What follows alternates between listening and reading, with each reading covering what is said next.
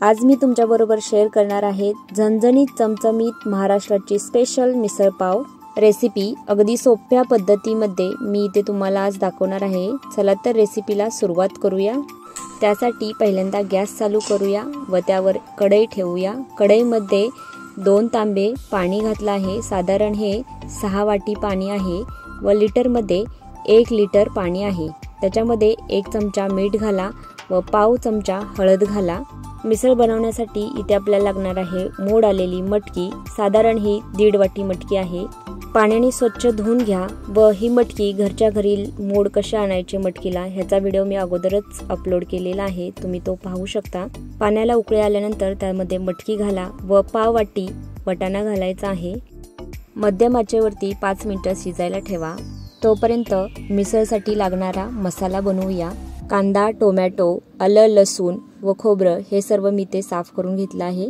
5 मिनिटे झालेले आहेत व मटकी शिजलेली आहे। आपण मटकी आणि वाटाणा सेपरेट करून घेऊ। त्यासाठी चाळण अशी टोपावरती ठेवून मटकी सेपरेट करून घेऊ व पाणी हे आपण भाजीसाठी पुन्हा वापरणार आहोत। या पद्धतीमध्ये मटकी पाण्यामध्ये शिजवल्यामुळे पाण्यामध्ये मटकीचा फ्लेवर राहतो व मिसळला खूप छान मस्त अशी टेस्ट येते। शिजवलेली मटकी एका प्लेटमध्ये काढून घ्या किंवा अशीच चाळणीमध्ये ठेवली तरी चालेल। आता इथे आपण मसाला भाजून घेऊया। कढईमध्ये धने 1 चमचा घाला व ते थोडेसे भाजून घ्या। गॅसची फ्लेम मंद आचेवर ठेवून इथे आपल्याला हा मसाला भाजायचा आहे। लसूण 2 चमचा घाला व आल्याचे तुकडे 2 चमचा घाला। सुक्क खोबरं 3 चमचे घालायचं। हे सर्व जिन्नस छान व्यवस्थित असे भाजून घ्यायचे व भाजके चणे 2 चमचे घालायचं। भाजके चणे घातल्यामुळे भाजीचा थिकनेस वाढतो। मसाला भाजून झाला आहे, ते एका प्लेटमध्ये काढून घेऊ। पुन्हा गॅसवरती कढई ठेवून त्यामध्ये 1 चमचा तेल घाला व त्याच्यामध्ये 2 कांदे चिरलेले घालायचे आहेत। कांदा सेपरेट भाजून घ्यायचा आहे। कांदा भाजण्यासाठी गॅसची फ्लेम मीडियम ठेवा व त्याच्यामध्ये कोथिंबीरीचे देठ घालायचे। कोथिंबीर घातली तरी चालेल, मी इथे देठचा वापर करत आहे। कांदा इथे भाजून झालेला आहे। गॅस बंद करून घ्या व जो आपण पहिला मसाला भाजला होता तो बारीक करून घ्यायचा आहे। मिक्सरमध्ये या अशा पद्धतीत बारीक करून घ्यायचा आहे। आता याच्यामध्ये कांदा घालायचा आहे। कांदा व कोथिंबीर आहे ती याच्यामध्ये घालून घ्या। त्याचबरोबर 2 कच्चे टोमॅटो घालायचे व ह्याची पेस्ट बनवून घ्यायची। हे सर्व वाटण तयार करून घ्यायचं आहे ते आपल्याला। या पद्धतीमध्ये मसाला वाटल्याने मसाला बारीक स्मूथ असा वाटला जातो। हे पहा, तुम्ही पाहू शकता बारीक असा स्मूथ वाटला गेला आहे।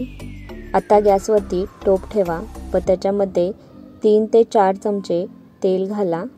तेल थोडेसे तापू द्या व त्याच्यामध्ये 1 तेजपत्ता घाला। त्यानंतर 1 चमचा काश्मीरी लाल घाला व आपला घरचा मसाला 2 चमचे घालायचा आहे। हे लाल तिखट आहे जे आपण घरी जेवणासाठी वापरतो, ते 2 चमचे घालायचं आहे। तेलामध्ये चटणी मिक्स करून घ्या व तेव्हा गॅस मीडियम फ्लेमवरच ठेवायचा आहे। व आता हा वाटलेला जे आपण वाटण बनवलं आहे तो मसाला तेलामध्ये घालायचा आहे व व्यवस्थित मिक्स करून भाजून घ्यायचा आहे। तेल सुटेपर्यंत इथे आपल्याला हा मसाला भाजायचा आहे। भाजत असताना गॅसची फ्लेम हाय करायची नाही, मीडियमच ठेवायची। मसाला छान मस्त असा भाजला गेला आहे। आता याच्यामध्ये मटकी घालून व्यवस्थित मिक्स करून घ्या व 2 मिनिटं हे असंच शिजून द्यायचं। त्याच्यानंतर अर्धा चमचा मीठ घाला। आपण पाण्यामध्ये मीठ घातलं होतं म्हणून इथे अर्धा चमचा मीठ घातलं आहे मी।